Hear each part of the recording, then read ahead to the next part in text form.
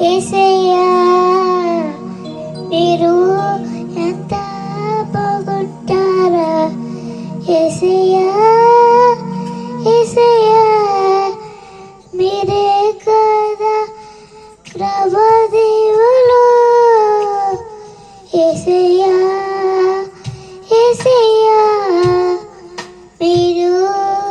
మమ్మల్ని చాలా దీవించారు యేసయ్యా మీరు మమ్మల్ని చాలా దీవించి చాలా కృపగా